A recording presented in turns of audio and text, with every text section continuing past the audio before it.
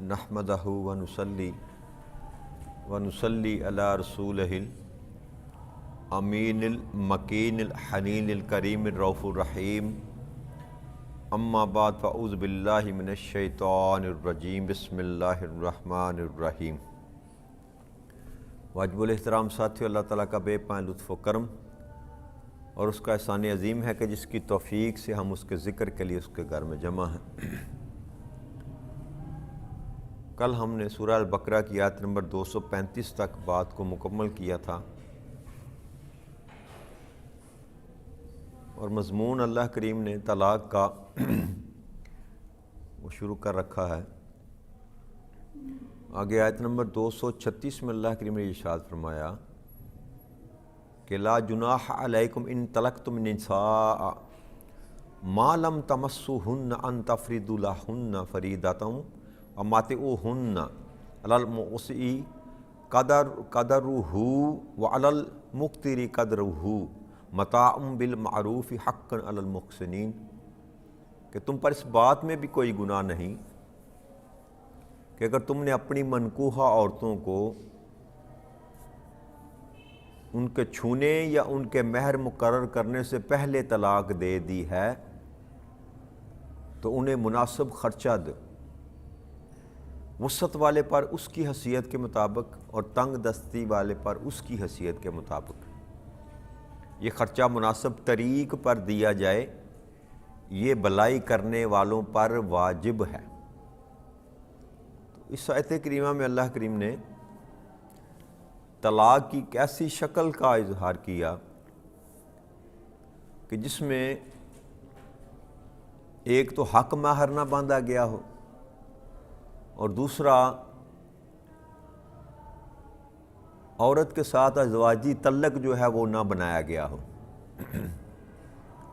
تو اس صورت میں اللہ کریم ارشاد فرماتے ہیں کہ اگر تم نے طلاق دے دی تو بے شک تو نے حق مہر نہیں باندھا، لیکن پھر بھی اس کو مناسب خرچہ دے دو، اور وسعت والے پر اس کی وسعت کے مطابق، حیثیت کے مطابق، اور تنگ دستی والے پر اس کی حیثیت کے مطابق، یعنی کہ جس قدر کوئی اپنی مالی حیثیت رکھتا ہے اپنی اس حیثیت کو مد نظر رکھتے ہوئے ضرور جو ہے وہ اس عورت کو کچھ نہ کچھ دے۔ تو اللہ نے فرمایا یہ خرچہ مناسب طریق پر دیا جائے، یہ بلائی کرنے والوں پر واجب ہے۔ حقاً علی المحسنین، محسنین کا لفظ احسان سے ہے، احسان کرنے والے جو محسنین ہیں، جنہوں کو اللہ کریم نے فرمایا تھا نا کہ اللہ احسان کرنے والوں کو پسند فرماتا ہے، تو یہاں اللہ کریم نے ارشاد فرمایا کہ جو احسان کرنے والے محسنین ہیں جن کو میں پسند کرتا ہوں ان پر یہ واجب ہے، ان کا یہ حق ہے کہ اگر ایسی صورتحال کو پیدا ہو جائے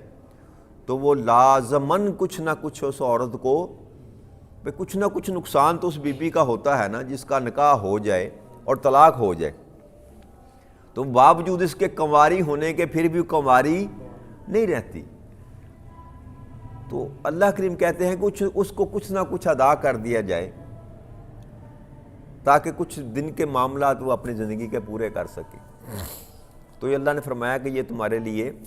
بہتر ہے، کن کے لیے؟ جو احسان کرنے والے۔ پھر آگے اللہ کریم نے ارشاد فرمایا آیت نمبر 237 میں وَإِن طَلَقْتُمُوهُنَّ مِن قَبْلِ أَن تَمَسُّوهُنَّ وَقَدْ فَرَضْتُمْ لَهُنَّ فَرِيضَةً فَنِصْفُ مَا فَرَضْتُمْ إِلَّا أَن يَعْفُونَ أَوْ يَعْفُو الَّذِينَ بِيَدِهِ عُقْدَةُ النِّكَاحِ وَأَن تَعْفُوا أَقْرَبُ لِلتَّقْوَىٰ وَلَا تَنْسُوا الْفَضْلَ بَيْنَكُمْ إِنَّ اللَّهَ بِمَا تَعْمَلُونَ بَصِيرٌ۔ اور اب یہ دوسری شکل اللہ کے ارشاد فرمائی کہ اگر تم نے انہیں چھونے سے پہلے طلاق دے دی جبکہ تم ان کا حق مہر مقرر کر چکے تھے، یعنی کہ پہلے آیت کریمہ میں اللہ نے ارشاد فرمایا کہ حق مہر مقرر نہیں کیا تو پھر کچھ نہ کچھ دے کر اس کو رخصت کرو۔ اس آیت کریمہ میں اللہ کریم نے ارشاد فرمایا کہ اگر تم نے حق مہر باندھ رکھا ہے تو پھر اگر تم نے اس کے ساتھ ازواجی تعلق قائم نہیں بھی کیا تب بھی اگر تم اس کو طلاق دیتے ہو تو جو حق مہر تم نے باندھا اس کا کم از کم نصف اس کو ادا کرو، جتنا حق مہر باندھا اس کا نصف اس کو ادا کرو۔ اور پھر یہ فرمایا سوائے اس کے کہ وہ خود معاف کر دے، کہ یہ حق مہر دینا ضروری ہے، مرد کے ذمے ہیں۔ ایک شکل یہ ہے کہ عورت اس کو معاف کر دے کہ میں نہیں لیتی، تب وہ اس کے لیے حلال ہو جائے گا، یہ جائز ہے۔ یہاں اس کے اللہ کریم نے فرمایا یا جس کے ہاتھ میں نکاح کی گرہ ہے وہ معاف کر دے، یعنی کہ مرد جو ہے آدھا حق مہر تو اس نے دینا ہی دینا ہے نا، عورت چاہے تو اس کو آدھے کو معاف کر دے۔ اب اللہ نے دوسری بات یہ فرمائی کہ جس کے ہاتھ میں نکاح کی گرہ ہے وہ معاف کر دے، تو نکاح کی گرہ مرد کے ہاتھ میں ہوتی ہے، تو مرد کیا معاف کرے گا؟ مرد جو اپنا آدھا حصہ رکھے گا وہ بھی اس کو معاف کر دے گا، یعنی کہ پورے کا پورا حق مہر اس کو لوٹا دے۔ دونوں شکلیں اللہ نے فرمایا کہ اگر مرد جو ہے وہ بھلائی کرنا چاہے، فضل کرنا چاہے اور بڑا دل کرنا چاہے تو یہ ہے کہ سارے کا سارا حق مہر اس کو لوٹا دے، اور اگر عورت جو ہے فضیلت کا معاملہ کرنا چاہے تو وہ یہ ہے کہ حق مہر اس کو معاف کر دے۔ تو دونوں شکلیں ہی جو ہے اللہ کریم نے بتائی کہ دونوں ہی جائز ہیں۔ اگر تم معاف کر دو یہ تقوی کے قریب تر ہے، یعنی کہ طلاق کا جو معاملہ ہوتا ہے وہ ایک دوسرے سے جدائی کا معاملہ ہوتا ہے نا، جو اچھے تعلقات تو نہیں ہوتے میاں بیوی کے درمیان نا، چاہے پہلے دن ہی طلاق کیوں نہ ہو جائے، تو ناپسندیدگی کا عنصر پایا جاتا ہے تب ہی طلاق ہوتی ہے۔ تو اللہ کہتے ہیں اس معاملات میں بھی جہاں تم ایک دوسرے کے ساتھ کشیدگی کے ماحول میں بھی ہو تب بھی ایک دوسرے کے ساتھ فضل والا معاملہ کرو، ایک دوسرے کے ساتھ محبت والا معاملہ کرو۔ اور یہ جو اللہ کریم نے ارشاد فرمایا نا کہ عورت معاف کر دے تو یہ بھی فضل کے معاملے میں سے ہے۔ اور پھر یہ فرمایا کہ مرد اگر چاہے تو اپنا حق جو ہے وہ معاف کر دے، کہ پورے کا پورا اس کو ادا کر دے، تو یہ بھی فضل کے معاملے، یعنی کہ کھلے دل رکھ کر فراخ دلی کے ساتھ سارے معاملات کو نپٹایا کرو۔ اور اللہ کریم نے ارشاد فرمایا وَلَا تَنْسُوا الْفَضْلُ بَيْنَكُمْ، آپس میں فضل کرنا نہ بھولا کرو، احسان کرنا نہ بھولا کرو، بھلائی کرنا نہ بھولا کرو، یعنی کہ دل بڑے رکھو، معاملات جیسے بھی انسان کے ہوں، میاں بیوی کے درمیان جیسے بھی معاملات ہوں یا دوسرے رشتہ داروں کے درمیان بھی جیسے معاملات، تو اللہ کی فرماتے ہیں وَلَا تَنْسُوا الْفَضْلَ بَيْنَكُمْ، آپس میں جو فضل کے معاملات ہیں ان کو ختم نہ کیا کرو، وہ نہ بھولا کرو۔ ان اللہ بما تعملون بصیر، بے شک اللہ تمہارے اعمال کو خوب اچھی طرح جانتا ہے۔ تو اللہ کریم نے یہاں پر یہ حکم دیا کہ فضیلت کا معاملہ کیا کرو۔ آقا کریم صلی اللہ علیہ وسلم کی حدیث مبارک ہے، حافظ ابن کثیر جو ہیں وہ تفسیر ابن کثیر میں نقل فرماتے ہیں، آقا کریم صلی اللہ علیہ وسلم نے فرمایا کہ لوگوں پر ایک زمانہ ایسا آئے گا کہ کاٹ کھانے والا زمانہ آئے گا، اور مومن بھی اپنے ہاتھوں کی چیز کو دانتوں سے پکڑ لے گا اور فضیلت و بزرگی کو بھول جائے گا، حالانکہ اللہ تعالیٰ کا فرمان ہے کہ اپنے آپس کے فضل کو نہ بھولو۔ اور برے ہیں وہ لوگ جو ایک مسلمان کی بے کسی اور تنگ دستی کے وقت اس سے سستے داموں اس کی چیز خریدتے ہیں، یعنی کہ یہ جو فضل کا معاملہ اللہ کریم فرما رہے ہیں اس کی اللہ نبی اکرم صلی اللہ علیہ وسلم تشریح کر رہے ہیں کہ ایک زمانہ ایسا آئے گا کہ لوگ جو ہیں اپنے ہاتھوں کی چیز کو دانتوں سے پکڑ لیں گے، یعنی کہ چھوڑیں گے نہیں، کسی کو دینا گوارا نہیں کریں گے، جو ان کے ہاتھ میں آ گیا وہ اس کو دانتوں سے پکڑ لیں گے۔ اس کا مقصد یہ ہے کہ وہ چھوڑیں گے نہیں، کسی پر فضل کرنا پسند نہیں کریں گے، جبکہ اللہ نے کہا تھا کہ فضیلت اور بزرگی کو بھولو نہ، وَلَا تَنْسُوا الْفَضْلَ بَيْنَكُمْ، فضیلت کو بھولو نہ۔ تو آگے اللہ کریم نے ایک اور شکل بیان فرمائی، نبی اکرم صلی اللہ علیہ وسلم نے ارشاد فرمایا کہ کتنے برے وہ لوگ ہیں جو کسی مسلمان کی تنگ دستی کے وقت میں سستے داموں اس کی چیز خریدتے ہیں۔ یہ بھی ایک بیماری ہمارے معاشرے میں پائی جاتی ہے کہ کوئی ضرورت مند ہے نا، جب وہ چیز فروخت کرنے کے لیے آتا ہے تو ہم کم سے کم ریٹ دے کر اس سے چیز خریدتے ہیں۔ تو اللہ آقا نے فرمایا کہ وہ بہت برے لوگ ہیں۔ کسی کی مجبوری سے فائدہ اٹھانا، کہ ایک بندہ مجبور ہے کوئی چیز فروخت کرنا چاہتا ہے، آپ کے علم میں ہے کہ یہ چیز 100 روپے کی ہے تو آپ اس کو 70 سے 75 روپے 60 روپے میں، وہ تو مجبور ہے بیچارہ، وہ تو بیچے گا۔ تو ایسی خریداری جو ہے نا وہ آقا کریم صلی اللہ علیہ وسلم نے ناپسند فرمایا، اور ایسے بندے کو کہا کہ برے لوگ ہیں وہ، حالانکہ رسول اکرم صلی اللہ علیہ وسلم نے اس بیع سے منع فرمایا، ایسا کاروبار کرنے سے آقا نے منع فرمایا، یہ جائز نہیں ہے۔ اگرچہ تیرے پاس بلائی ہو تو اپنے بھائی کو بھی وہ بلائی پہنچا، کہ تیرے پاس اگر کچھ خیر ہے نا، اللہ کی نعمتیں اگر تم پر کی ہیں اللہ نے، تو وہ اپنے بھائی تک اس کو منتقل کر، اور ہلاکت میں حصہ نہ ڈال۔ ایک مسلمان دوسرے مسلمان کا بھائی ہے، نہ اسے رنج دے نہ غم پہنچنے دے، اور اسے بلائیوں سے محروم نہ رکھے، یہ حقوق ہیں، یاد رکھیے گا مسلمان کے مسلمان پر۔ جب آقا نے یہ فرمایا نا کہ مسلمان مسلمان کا بھائی ہے، نہ اسے رنج اور غم پہنچنے دے اور نہ اسے بلائیوں سے محروم رکھے، خیر سے محروم رکھے، کہ جہاں تک ممکن ہو سکے نا مسلمان کا مسلمان کے ساتھ خیر کا معاملہ کرنا چاہیے۔ خون کا رشتہ ہے یا نہیں ہے، وہ اقربا کی بات تو علیحدہ ہے نا، عام مسلمان جو کلمہ گو ہے، وہ کسی بھی خطے کا رہنے والا ہے، کسی نسل سے ہے، کسی رنگ سے ہے، کوئی بھی ہے، کلمہ گو ہے، تو آقا نے فرمایا کہ وہ تیرا بھائی ہے۔ اب تیری طرف سے اس کو کوئی دکھ اور تکلیف نہ پہنچے، بلکہ بلائی ہی پہنچے تیری طرف سے، اس کو بلائی سے محروم نہ کر۔ تو اگر اس کی خیر کر سکتا ہے، اس کا بلا کر سکتا ہے، تو بلا کر، کیوں کہ وہ تیرا بھائی ہے۔ آگے اللہ کی نے ارشاد فرمایا، حافظوا علی الصلاۃ والصلاۃ الوسطی وقوموا للہ قانتین، اور سب نمازوں کی محافظت کیا کرو، اور بالخصوص درمیانی نماز کی، اور اللہ کے حضور سراپائے ادب و نیاز بن کر قیام کیا کرو۔ تو یہاں مطلقاً اللہ کے ساتھ ہی اللہ کریم نے یہاں پر نماز کا حکم جو ہے نا اس کی یاد دلائی، کہ اپنی نمازوں کی حفاظت کیا کرو، اور سب سے بڑھ کر بالخصوص درمیانی نماز کی، اللہ کے حضور سراپائے ادب و نیاز بن کر قیام کیا کرو۔ تو درمیانی نماز کے متعلق مختلف قسم کی نا روایات آتی ہیں، لیکن زیادہ تر جو رجحان ہے نا ائمہ کرام کا، وہ نماز وسطیٰ جو اس کو کہا جاتا ہے، درمیانی نماز، وہ عصر کی نماز گنی جاتی ہے۔ اور اسے ایک آقا کریم صلی اللہ علیہ وسلم کی حدیث مبارک بھی ہے کہ ایک حضرت علی رضی اللہ عنہ فرمایا کہ ہم اس سے مراد صبح یا عصر کی نماز لیتے ہیں، یہاں تک کہ جنگ احزاب میں آقا کریم صلی اللہ علیہ وسلم سے یہ سنا کہ ان کافروں کی قبروں میں آگ بھر دے اللہ کریم، جنہوں نے ہماری درمیانی نماز کو ضائع کروا دیا۔ یعنی کہ جنگ لڑ رہے تھے، خندق کی احزاب کی جو جنگ تھی،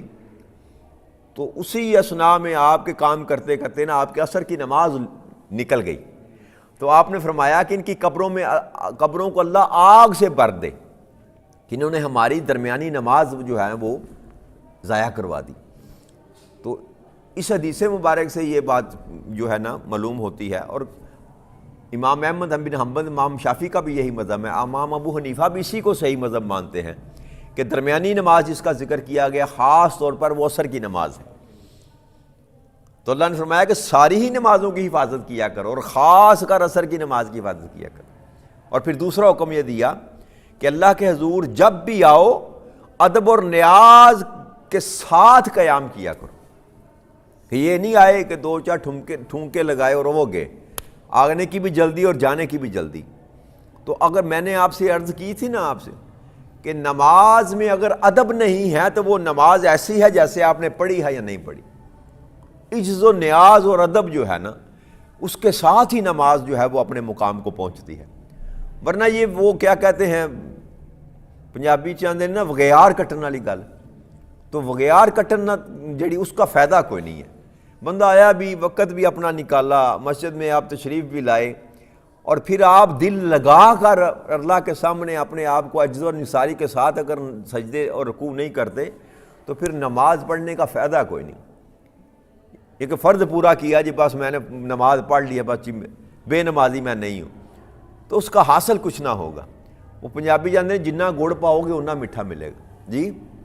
انجے گا لینا جی چوئی صاحب، جنہ گڑ پاؤ گے اتنا میٹھا ملے گا۔ تو جتنی تواضع کے ساتھ آپ نماز ادا کریں گے اتنا ہی ریٹرن آپ کو ملے گا۔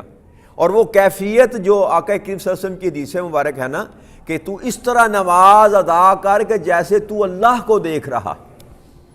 اور اگر یہ مقام تجھے نہیں مل سکتا نا تو کم از کم یہ تو دھیان کر کے وہ تجھے دیکھ رہا ہے۔ تو دونوں ہی حالتوں میں اگر بندے کو یہ مقام مل جائے کہ جیسے وہ اللہ کو دیکھ رہا ہے، اس کی توجہ اتنی خالص ہو جائے، یا یہ مقام مل جائے کہ یہی سوچ لے کہ میرا رب مجھے دیکھ رہا ہے، تو کچھ نہ کچھ تواضع، عجز و انکساری جو ہے وہ نماز میں شامل ہو جائے گی۔ پھر بندے کا بھاگنے کو دل نہیں کرے گا، چاہے پیچھے کروڑوں کا نقصان کیوں نہ ہوتا ہو بندے کا۔ اگر بندہ کا اللہ کے ساتھ تعلق ٹھیک ہو جائے گا نا، کہ میں اس کی بارگاہ میں کھڑا ہوں، اس کے ساتھ میں بات کر رہا ہوں، اس کے سامنے اپنا مدعا پیش کر رہا ہوں، اس سے میں دعا مانگ رہا ہوں، اس کے ساتھ باتیں کر رہا ہوں، تو پھر بندہ دنیا سے کٹ جاتا ہے۔ اور یہی اللہ کریم کا منشا ہے کہ جب میری بارگاہ میں آئے تو دنیا سے کٹ کر میرے پاس آ، پیچھے کی فکر چھوڑ دے۔ تو ہم تو صف میں کھڑے ہو کر ہماری رنگ ٹون بجتی ہے، وہیں پر کھڑے ہو کے کہتے ہیں میں آ رہے ہیں، نماز پڑھ رہے ہیں۔ یہ حالت ہے ہماری، ہم خیال ہی نہیں کرتے کہ کس کی بارگاہ میں کھڑے ہیں اور کہاں کھڑے ہیں، کس جگہ پر کھڑے ہیں۔ اس کو بند کرنا ہم گوارا نہیں کرتے 5 منٹ کے لیے کہ اس کا گلا ہی گھونٹ دے، اور اگر کال آ بھی گیا تو کاٹنا گوارا نہیں کرتے کہ کاٹ دیں، بات کریں گے کھڑے ہو کر، مصلے پر کھڑے ہو کے بات کریں گے، پوری بات مکمل کریں گے، پھر کہیں گے میں نماز پڑھ رہا ہوں، نماز کے بعد تم سے بات کروں گا، استغفر اللہ نعوذ باللہ۔ تو یہ بھی ادب کے خلاف ہے، یاد رکھیے گا، اس بارگاہ خدا بندی کے ادب کے خلاف ہے کہ کس کے گھر میں آپ کھڑے ہیں یار، کس کے سامنے آپ کھڑے ہیں، تو کیا سیکھا کہ آپ نے وہ عجز و انکساری جو اللہ کریم چاہتا ہے، سراپا ادب و نیاز بن کر اللہ کریم کہتا ہے قوموا للہ قانتین، میرے سامنے کھڑا ہونا ہے نا، تو ایسے ہی نہ کھڑا ہو جیسے دنیا کے کسی بادشاہ کے سامنے کھڑے ہوتے ہیں، وہاں تو کوئی آنکھ بھی نہیں اٹھاتا، وہاں تو کسی کی آواز نہیں نکلتی۔ تو دنیا کے بادشاہ کے سامنے جس طرح بندہ دو زانو ہو کر کھڑا ہوتا ہے، بیٹھتا ہے یا آنکھیں جھکا کر کھڑا ہوتا ہے، اللہ کو کیا آپ نے کائنات کے سب سے بڑے شہنشاہ کو دنیا کے بادشاہ سے بھی ہم نے کم تر سمجھا ہے کہ یہاں ہم سمجھتے ہیں جو مرضی کر لیں، ہمیں کو پوچھنے والا نہیں ہے۔ تو یہ نماز کے اور مسجد کے آداب کے خلاف ہے کہ ہم جو ہیں اس بات کا خیال نہ رکھیں کہ اللہ کے گھر میں ہم آئے ہیں تو اپنے آپ کو چند لمحوں کے لیے دنیا سے کٹ آف کر دیں، کینچی لے کر کاٹ دیں اپنا رشتہ دنیا کے ساتھ۔ کتنا ٹائم لگتا ہے؟ 5 منٹ، 10 منٹ، 15 منٹ، جتنا بھی وقت لگانا ہے میرے بھائیو خالصتاً اللہ کے لیے لگائیں۔ باقی کام تو آپ دل جمی سے کرتے ہیں نا، اپنا کاروبار دل جمی سے کرتے ہیں، پورا وقت دیتے ہیں آپ 8-8، 10-10 گھنٹے اپنے کاروبار کو دیتے ہیں اور دل جمی سے دیتے ہیں۔ تو اللہ کے ساتھ معاملہ کرنے کے لیے بھی دل کو لگائیں، تبھی حکم ملے گا، ورنہ جیسی آپ نماز پڑھیں گے ویسا ہی آپ کو اجر ملے گا۔ یہ تو سودا دونوں طرف کا ہے، آپ جیسا اللہ کے ساتھ تعلق بنائیں گے ویسا اللہ کریم آپ کے ساتھ تعلق بنائے گا۔ تو یہ آپ کے ذمہ ہے کہ آپ کس قدر اللہ کے ساتھ گوڑا تعلق بنانا چاہتے ہیں۔ تو طریقہ اللہ نے بتا دیا، آقا کریم صلی اللہ علیہ وسلم نے بتا دیا کہ جس قدر تو محو ہو کر ڈوب کر اللہ کے ساتھ اس کے ساتھ تعلق بنائے گا، اس قدر اللہ کریم بھی تم پر اپنی رحمتیں نازل کرے گا، اس قدر تم پر کرم کرے گا، اس قدر تم پر فضل کرے گا۔ تو انوار و تجلیات جو نماز کی کیفیت میں انسان کو میسر آنی چاہیے وہ ہمیں میسر نہیں آتی، کیونکہ ہماری تار نہیں جڑتی، ہمارا لنک نہیں بنتا، ہماری بات آدھی ہی رہ جاتی ہے، ہم کسی اور طرف چلے جاتے ہیں، بات کرتے اس کے ساتھ ہیں لیکن ہمارا دھیان کسی اور طرف ہوتا ہے، رابطہ ہی نہیں ہو پاتا۔ جب تک رابطہ نہ ہوگا اللہ کے ساتھ اس وقت تک وہ کیفیات، وہ انوار و تجلیات کبھی ہمارے دل پر وارد ہو ہی نہیں سکتی۔ تو اس کا بیک علاج ہے میرے دوستو کہ جب وہ مصلے پر کھڑے ہوں تو اپنے آپ کو یوں تصور کریں کہ ہم اللہ کے حضور پیش ہوئے ہیں جیسے کوئی مجرم کسی بادشاہ کے سامنے پیش ہوتا ہے، پھر جا کر آپ کو یہ جو نیاز ملے گی، پھر نماز آپ کو ریٹرن دے گی، آپ کے دل کی کیفیات بھی بدلیں گی، آپ کا مزاج بھی بدلے گا، آپ کے تخیلات بھی بدلیں گے، پھر انسان سیدھے ڈگر پر آ جائے گا۔ تو اگر ایسے ہی ہم جیسے ہم آتے ہیں آئے، اور یہی حال ہمارا ہے کہ ہم اللہ کی بارگاہ میں آتے بھی ہیں، نماز بھی پڑھتے ہیں، لیکن وہ جو کہا تھا نا اللہ نے کہ صبغۃ اللہ، میرا رنگ سب سے افضل ہے، میرا رنگ سب سے افضل ہے، تو وہ رنگ ہم پر چڑھتا نہیں ہے، وہ ہے، اور رنگ بھی اس کا سب سے زیادہ پکا ہے، لیکن قصور ہمارا ہے، قصور ہمارا ہے، ہم رنگ چڑھانا ہی نہیں چاہتے، ہم رنگ چڑھانا ہی نہیں چاہتے۔ تو رنگ اس وقت چڑھے گا صبغت اللہ، اللہ کا رنگ اس وقت چڑھے گا جب آپ ساری دنیا سے کٹ کر اسی کے ہو کر اس کے سامنے کھڑے ہوں گے۔ پھر آپ کے اوپر اس کا رنگ چڑھے گا، جب اس کا رنگ چڑھے گا تو آپ کی زندگی کا رستہ چینج ہو جائے گا، آپ کو سمجھ آ جائے گی، دین بھی آپ کو سمجھ آ جائے گا، قرآن بھی آپ کو سمجھ آ جائے گا، ایمان بھی آپ کو سمجھ آ جائے گا۔ لیکن اگر ہمارا رشتہ اللہ کے ساتھ کمزور رہا تو نہ یہ قرآن ہم کو ہدایت دے گا، نہ ہماری نمازیں ہمیں سیدھے رستے پر ڈالیں گی۔ تو ضرورت اس امر کی ہے کہ جب اللہ کی بارگاہ میں کھڑے ہوں تو ادب و نیاز کے ساتھ کھڑے۔ بس اسی پر بات کو ختم کرتے ہیں، اس سے آگے اللہ نے چاہا تو کل مضمون کو لے کر چلیں گے۔ وما علینا الا البلاغ المبین۔ والسلام علیکم ورحمۃ اللہ وبرکاتہ۔